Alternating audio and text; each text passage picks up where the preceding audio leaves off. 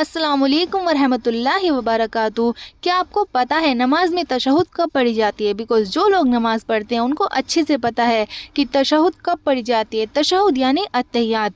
जो लोग नमाज पढ़ते हैं उनको अच्छे से मालूम है, ठीक है। लेकिन जो लोग नमाज नहीं पढ़ते उनको मे भी नहीं पता होगा। नमाज में अत्तहियात दूसरी और आखिरी रकात के बाद पढ़ी जाती है। ये नमाज का एक इम्पोर्टेंट हिस्सा है। तो जैसे कि मैंने आपको बताया कि हर 2 रकात के बाद अत्तहियात पढ़ी जाती है और लास्ट वाली रकात पढ़ने के बाद अत्तहियात पढ़ी जाती है। मान लीजिए मैं 3 रकात नमाज फ़र्ज़ पढ़ रही हूँ, तो जब मेरी 2 रकात कंप्लीट हो जाएंगी यानी कि दूसरी रकात के सजदे करने के बाद जब हम बैठते हैं तो वहाँ पर हमें तशहुद पढ़ना होता है यानी कि अत्तहियात, ठीक है। अब क्या करेंगे, तशहुद पढ़ने के बाद तीसरी रकात के लिए खड़े हो जाएंगे और तीसरी रकात भी कंप्लीट कर लेंगे यानी कि तीसरी रकात में जब हम सजदे कर लेंगे तो उसके बाद जब बैठते हैं तो वहाँ पर अत्तहियात पढ़नी होती है। उसके बाद दुरूद इब्राहिम पढ़ेंगे और दुआए मासूरा पढ़ेंगे और फिर सलाम फेर लेंगे। तो इस तरह से नमाज में अत्तहियात पढ़ी जाती है।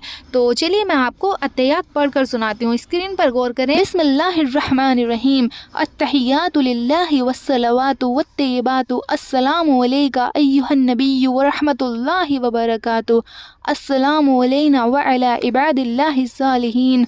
अशहदु अन ला इलाहा इल्लल्लाहु व अशहदु अन्ना मुहम्मदन अब्दुहु व रसूलुहु। तो इस तरह से अत्तहियात पढ़नी है। मान लीजिए हमें 4 रकात सुन्नत पढ़नी है, तो पहले नियत करेंगे, फिर तकबीर के बाद हाथ बांध लेंगे और सना, अलहम्दु और कोई भी सूरत मिला लेंगे। उसके बाद रुकू करेंगे और फिर सजदे में जाएंगे। 2 सजदे कंप्लीट होने के बाद दूसरी रकात के लिए खड़े हो जाएंगे और दूसरी रकात के सजदे करके बैठेंगे तो वहाँ हम पढ़ेंगे अत्तहियात।